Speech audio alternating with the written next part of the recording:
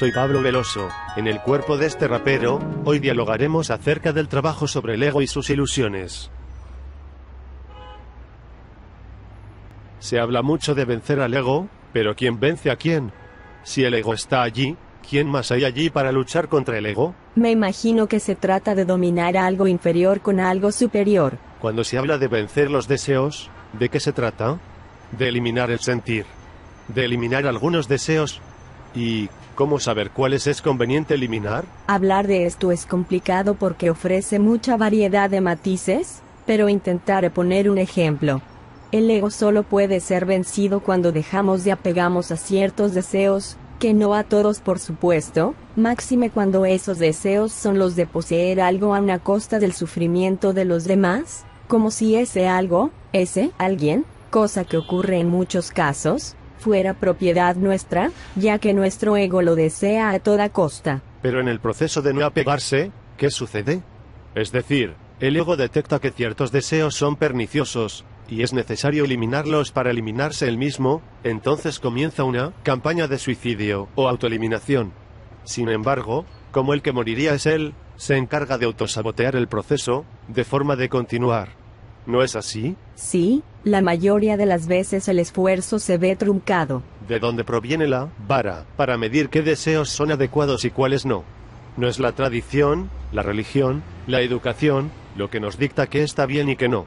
Eso implica que elegir qué deseos uno debe eliminar es relativo y variable según el trasfondo de cada uno. Mientras siga existiendo la idea de bueno y malo, conveniente y no conveniente, adecuado y no adecuado, no habrá comprensión. Hay que plantearse siempre, esto creo que es así, pero ¿con respecto a qué? Claro.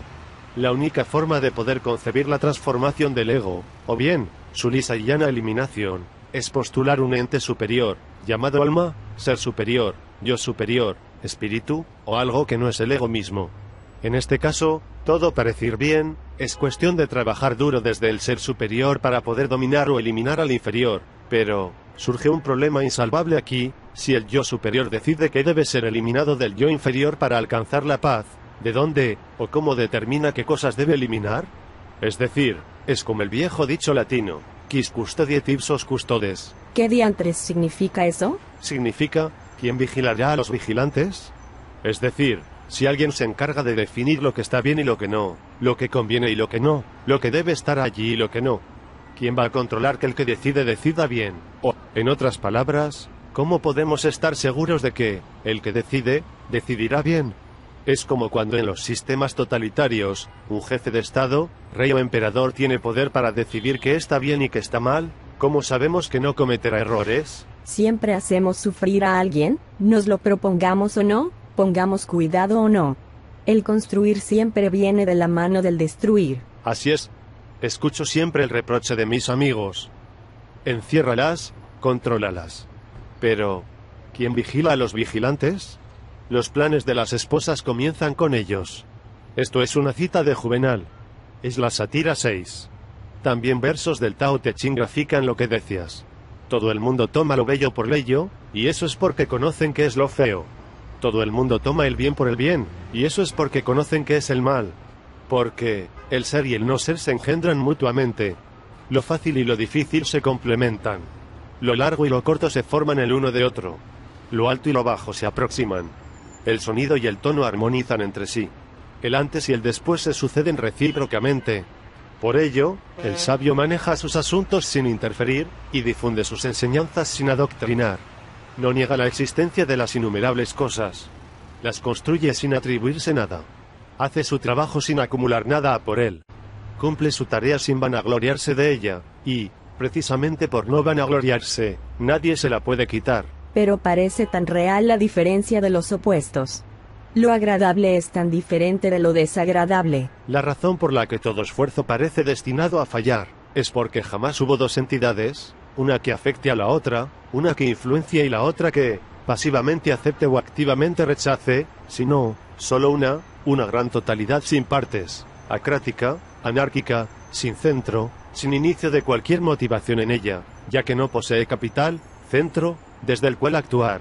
Por eso la pregunta de quién influye a quién era la pregunta equivocada. Pero, entonces, ¿Cómo funciona el proceso de cambiar? Funciona así. Al mejor estilo de una tabla de salvación, nos inventamos un tercer principio, como una resultante, y este es la gracia divina, la cual se supone que derrama desde el yo superior su energía purificante sobre nosotros. Pero, entonces, ¿por qué a algunos parece lloverles más de esta gracia que a otros? ¿Qué hacen ellos para propiciarla? ¿Es que su yo inferior se abre a la gracia del yo superior mediante la oración y otras prácticas? Debería serlo, porque, de lo contrario debería ser igual la influencia de la gracia en todas las personas, con el consiguiente resultado de santidad homogénea, y sabemos que no es así. Pero, si es el yo inferior el que debe abrirse para recibir la gracia, ¿cómo diantres lo haría? Ya que vemos en la práctica que es un tremendo lío. Y aquí cerramos el círculo y volvemos a la pregunta inicial, ¿cómo mejorar al ego?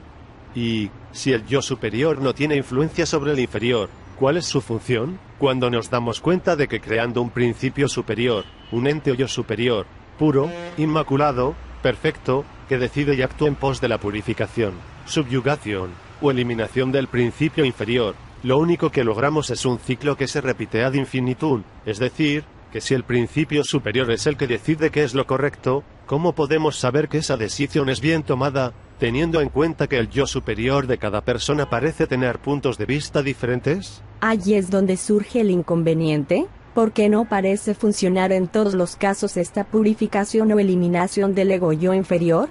Porque en algunos se da aparentemente de manera fácil y, para otros, resulta imposible o penoso. ¿Es que el yo superior de algunos es demasiado débil para realizar bien su tarea?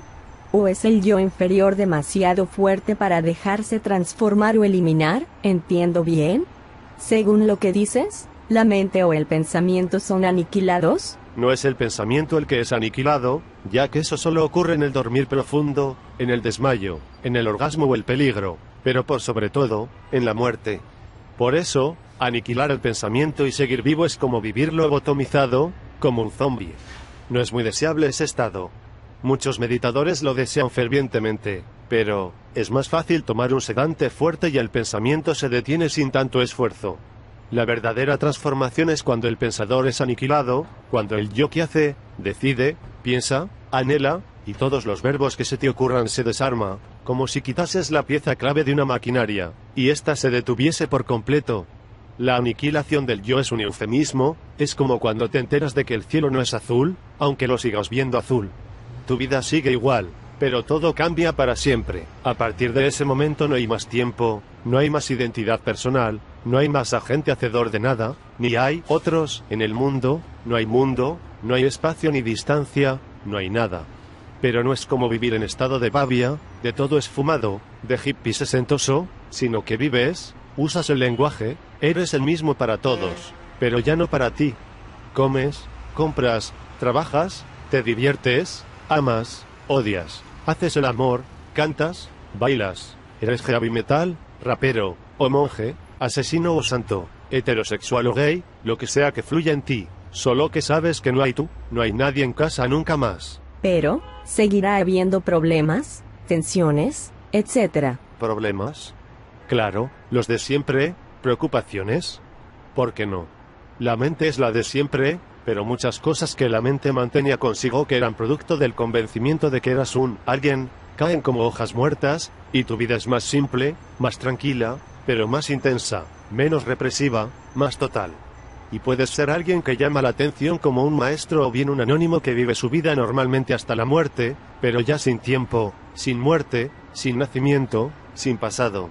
Libre. Supongamos esta escena, soy una asesina en serie. Estaríamos diciendo que si estoy sumido por completo en el acto de mi asesinato, sintiendo el placer del acto, etc., sin pensar que es malo, que Dios me va a castigar. ¿Es eso a lo que te refieres? Digo que cualquier cosa que esté ocurriendo, sea ese cuadro vívido que describes o cualquier otro, estés atento a ello o no, es exactamente lo único que puede suceder, te des cuenta o no. El despierto lo sabe, sabe que eso no lo está haciendo él, no hay autor, el dormido no lo sabe. ¿Cuál es la diferencia? Ninguna en absoluto, solo el saberlo o no. Por eso no se trata de que pienses en que es malo o bueno, Eso dependerá de tu educación, de tus costumbres.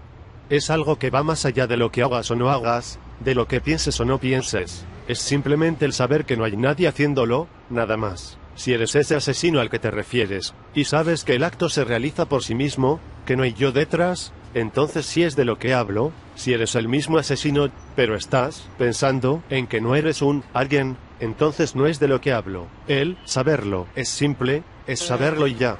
Punto, no más vueltas. Cuando te enteraste de que el cielo no era azul, tuviste que darle muchas vueltas. Tuviste que repetírtelo como un mantra. No. Lo supiste y ya. Bueno, eso es. Soy Pablo Veloso, para Espacios de Crecimiento. Espero que hayan disfrutado de este diálogo. Nos vemos la próxima.